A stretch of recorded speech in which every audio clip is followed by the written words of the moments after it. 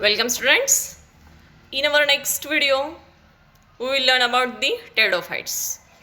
Pteridophyte, it is a third group from the cryptogamy or the from non-flowering plant or from the plants which shows absence of seeds. Okay. Pteridophyte are the first vascular plants belongs from the cryptogamy. Okay. Then look at the characters from the pteridophyta. They are found in cool, damp, shady places.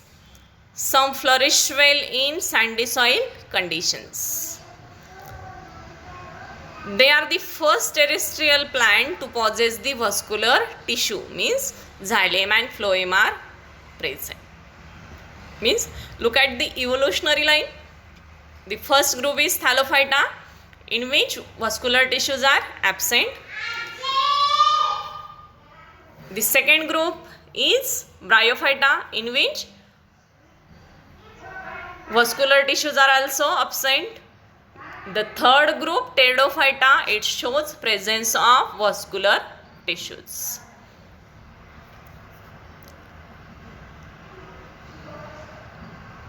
These are certain examples from Bryophyta.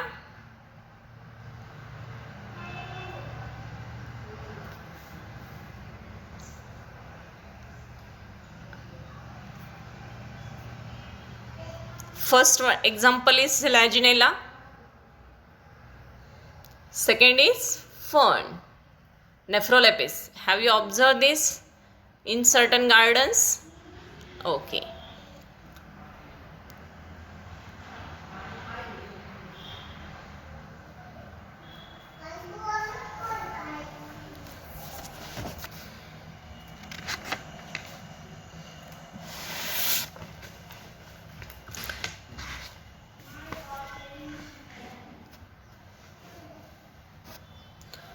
Pteridophytes grow in moist and shady places. They show sporophytic and gametophytic stages in life cycle. Means there are two phases. First is sporophytic and second is gamophytic. We have learned this in Bryophyta. Okay. Some members from the pteridophytes, they are also aquatic. Some are xerophytic and some are epiphytic. They show heteromorphic alternation of generation. Means here sporophytic and gametophytic plants are different. They look different. Their morphological characters are different. It is differentiated. Plant body is differentiated into root, stem and leaves.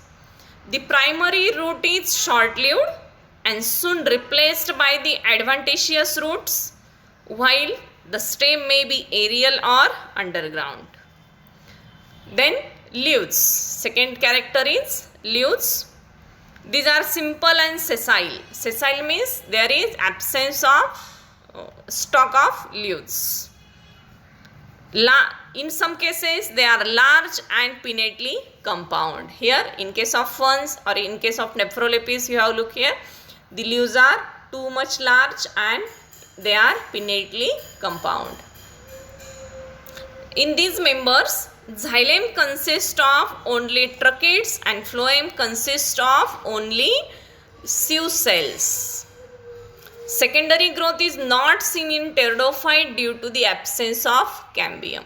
Means as being the first group from the vascular tissues are very primitive type and in which cambium is absent.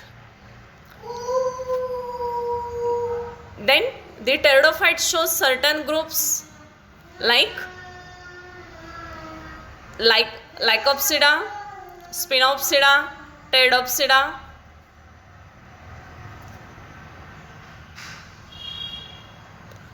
Then economic importance of pteridophytes. Certain pteridophytes are economically important.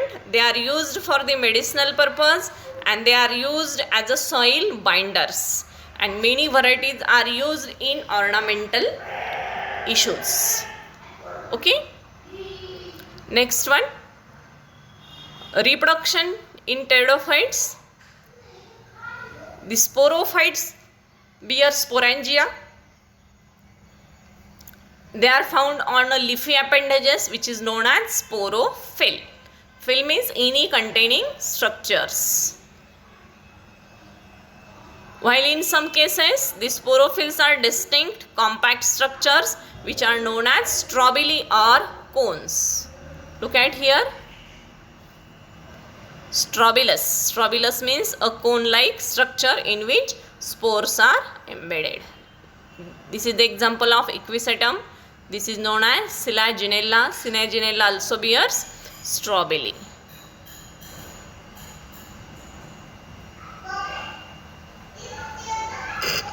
Sporangia produces the spores by meiosis in spore mother cells. They germinate to give rise the new multicellular free living photosynthetic part known as prothallus. Here certain phases are there.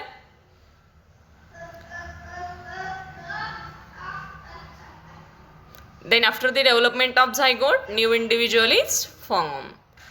Look at here certain another examples. Salvinia, Selaginella. Post-reproductive structure is also there, which is not included in your textbook. It is just for your extra knowledge. Okay. In classes of pteridophytes, first one is Salopsida, Lycopsida, Spinopsida and Pteridopsida. Certain examples are also there with diagrams. Okay.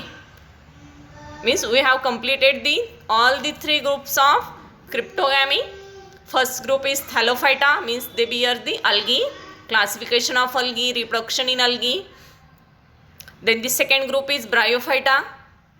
Bryophyta, it bears two types of plants, that is